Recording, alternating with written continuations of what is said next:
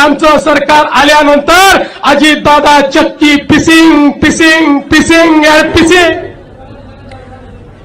ची अवस्था आम्ही काय करणार? आमचे नाथाभाऊ खडसेंच्या भाषेत सांगायचं झालं तर आमचं सरकार आल्यानंतर अजितदादा चक्की पिसिंग पिसिंग पिसिंग अँड पिसिंग। तो अजीत दादा चक्की पीसिंग। और अभी आप कह भी रहे थे धनंजय जी, देखिए संयोग से वो बाइट आप लोगों के लिए था रखा हुआ, वो आपने देखा। आना चाहता हूं मीनू जी। जी धनंजय जी कुछ जोड़ना चाह रहे? मैं कह रहा था कि ये देखिए जनता ये सब सुन रही है, जनता कान से गायब नहीं है, जनता के पास ताकत नहीं है उस तरह से जिस तरह से नेताओं के पास पैसे है, नेताओं के पास संसाधन है, लेकिन जनता के पास कान है और जनता के पास संविधान ने एक मुहर मारने का, एक वोट देने का अधिकार दिया है और वोट परिवर्तन कर देता है, बड़े बड़े सत्ताधीशों को बदल देता है।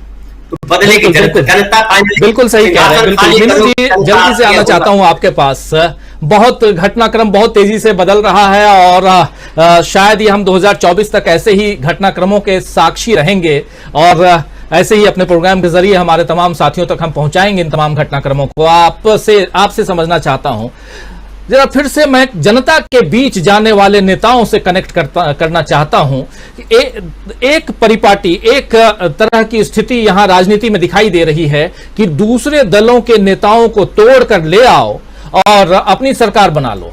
कर्नाटक में हमने देखा, हमने देख लिया मध्य प्रदेश में, जहां ज्योतिरादित्य सिंधिया आज खुद अपने घर में न इधर के रहे न उधर के रहे, न इस घर के रहे न उस घर के रहे, एक घर तो आप त्याग के चले गए थे, मतलब कांग्रेस पार्टी। उसके बाद आज बीजेपी में हालत ऐसी है कि बीजेपी के लोग कहते हैं इनके कारण हम हारने जा रहे हैं। तो देख लेना, घर के रहे ना घाट। और कर्नाटक में उसका हम लोगों ने देख लिया, रिजल्ट देख लिया। तेलंगाना से राहुल गांधी हुंकार भर रहे हैं, लेकिन एक प्रयोगशाला के रूप में आज की तारीख में महाराष्ट्र है। और क्या महाराष्ट्र में भी वही गति होने जा रही है? होगी, क्योंकि अगले साल चुनाव है, साल भर बाद महाराष्ट्र में भी चुनाव होगा, विधानसभा का चुनाव, 288 सीटें, उसके लिए चुनाव भी है। जब लोकसभा का चुनाव हो जाएगा उसके बाद, तो क्या यहां से हम राजनीति की एक दूसरी धारा देखेंगे, जिस राजनीति की धारा को आगे बढ़ाने की कोशिश कर रहे हैं राहुल गांधी, जहां जन समर्थन है। और ये बात राजनेताओं को भी समझना होगा आज न कल कि आपकी सरकार जनता की भागीदारी से बनती है। आप ऐसे तोड़ के, आप ऐसे धमका के, डरा के, वॉशिंग मशीन में डाल के या ईडी भेज करके, सीबीआई भेज के, आईटी रेड करवा करके अपनी सरकार चला तो बना तो लेंगे, लेकिन जनता सब देख रही है और अगली दफा जब आप आओगे तो आपको धूल चटाएगी। क्या ये पैगाम वहां तक जाना चाहिए मीनू जी, जो लोग आज ऐसा कर रहे हैं? देखिए राजीव जी, पैगाम तो जरूर पहुंचेगा इसका। और कर्नाटक का बहुत बड़ा हिस्सा महाराष्ट्र से लगता है, उनमें अक्सर सीमा विवाद भी अभी तक जारी है। इतने साल हो गए पुनर्गठन हुए हुए, लेकिन उसके बाद भी वहां जारी है। देखिए इसमें सबसे बड़ी बात तो कांग्रेस के लिए एक पॉजिटिव संदेश ये है इस महाराष्ट्र के सारे प्रकरण में कि कांग्रेस जो तीसरे नंबर का विपक्षी दल था वहां पे, तो अब कांग्रेस जो है 45 सीट के साथ पहले नंबर का विपक्षी दल बन गया है। शिवसेना में विभाजन हो गया, वहां एक हिस्सा सरकार के साथ है, बाकी के कुछ मिनिस्क्यूल नंबर है। ऐसे ही अभी शरद पवार के साथ हुआ है, जो एनसीपी के साथ हुआ है। इसमें दूसरी बात यह है जो महत्वपूर्ण है कि देखिए शिंदे जो है, जो भाली है, उनको अब यूज एंड थ्रो किया जाएगा।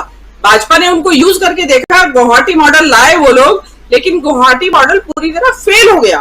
क्योंकि देखिए आज आप 9 मंत्रियों ने शपथ ले ली एक साथ, एनसीपी के जो गुट आया है इससे एक साथ ले ली शपथ।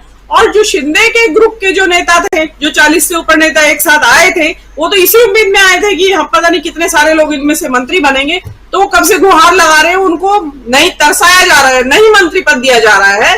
तो वहां इंतजाम हो गया है। अभी ये जो अजित पवार का गुट आया है, इसकी वजह से इंतजाम कर लिया है उन्होंने, और अब दे विल किक आउट, ये शिंदे को किक आउट करेंगे। खबरें ऐसी भी है कि उनको सेंटर में मिनिस्टर बनाया जा रहा है शिंदे को। अगर शिंदे सेंटर में मिनिस्टर बन गए तो महाराष्ट्र की राजनीति खत्म, क्या रह गया शिंदे का फिर महाराष्ट्र में। इसी तरह प्रफुल्ल पटेल की भी खबर है कि वो सेंटर में मिनिस्टर बनाया जाएगा। देखिए वैसे ये जो घटना अगर देखी जाए तो ये छोटी घटना नहीं है शरद पवार के लिए।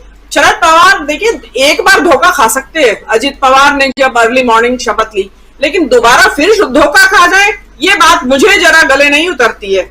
मेरा अपना पर्सनल व्यू ऐसा है कि ये और फिर आप कह रहे थे कि पिछली बार तो गुगली फेंकी थी, तो अब वो ऐसा अब दूसरी बार क्या हुआ है, ये गुगली फेंकी है या क्या किया है? अगर शरद पवार ने गुगली फेंकी है तो बड़ी अच्छी बात है इस देश के लिए भी, इस देश के भविष्य में भी ये अच्छा पैगाम आएगा। लेकिन मुझे ऐसा लगता नहीं है, क्योंकि शरद पवार ने जो अभी देखिए शरद पवार खुद उम्र के उतार पे हैं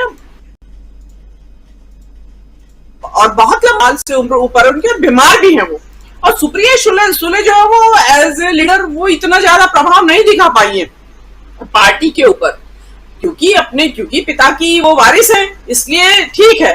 लेकिन अब ये देखिए कि जो अजित पवार के साथ गए हैं उसमें बहुत बड़े बड़े कद्दावर नेता, जो राइट हैंड है, राइट एंड लेफ्ट हैंड जिसको कहेंगे शरद पवार के, प्रफुल्ल पटेल, छगन भुजबल, अकल्पनीय जिनका जाना कि वो उनके साथ चले गए हैं।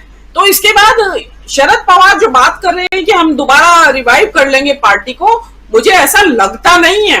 बेटर होगा कि शरद पवार या खुद ना जाए, अपनी बेटी के साथ एनसीपी का विलय कांग्रेस में कर दे, भविष्य भी बचा रहेगा। और क्योंकि कांग्रेस का भविष्य उज्जवल है तो भैया जो भाग रहा है उसके आगाड़ी भागना शुरू कर दो, तो कहता भागते के आगाड़ी ठहरते के पिछाड़ी, तो वो ज्यादा रहेगा। और मुझे लगता है निकट भविष्य में, देखिए इमीडिएट तो नहीं होगा ये सब घटनाक्रम, मुझे ऐसा लगता है क्योंकि कांग्रेस के दिनमान अच्छे चल रहे हैं आजकल। तो पता चला कि जो शरद पवार गए थे छोड़ के पार्टी, वो ही वापस आ गए। हो सकता है ये कॉल तेलंगाना के जरिए महाराष्ट्र में भी भेजी हो राहुल गांधी ने कि वापस आ जाए। ऐसा तो है नहीं कि उनकी कॉल तेलंगाना स्पेसिफिक तो है नहीं राहुल गांधी की कि खाली तेलंगाना के लोग आ जाए वापस जो छोड़ के गए हैं पार्टी।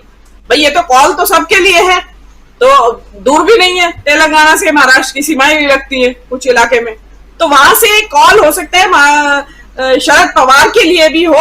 और अगर ये है तो अच्छी बात है, लेकिन ये है कि इससे ये एक जो सुप्रीम कोर्ट की इसमें मैं मानूंगी कि इसमें उन्होंने जो ढुलमुल फैसला दिया था ये विधायकों के बारे में शिवसेना के, ये उसके नतीजे में जो ये बड़ी हिम्मत इसकी अजित पवार ग्रुप की, या जैसे भी उसका जो भी जिसने भी ये किया है, तो वो उसकी वजह से एक नई किस्म की राजनीति शुरू हो गई है कि उठो वहां चल दो, बोरिया बिस्तर उठा के, कोर्ट में कुछ आपका बिगाड़ नहीं सकता, कोई नहीं बिगाड़ सकता, स्पीकर आपका है और कोर्ट कुछ बिगाड़ नहीं सकता। तो मर्जी जहां देखा तवा परात वहीं बिताई सारी रात करके, और फिर आ जाओ वहां से खा के दावत खा के फिर वापस आ जाओ जब आपका पेट भर जाए।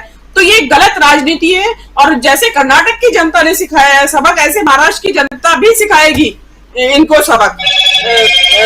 ये जो अपने जो गुट गया है इसमें, चाहे शिंदे गुट हो और चाहे ये अजित पवार का गुट हो या जो भी है, इसमें मैं तो मानती हूँ वैसे शरद पवार का ही मास्टरमाइंड है इसमें।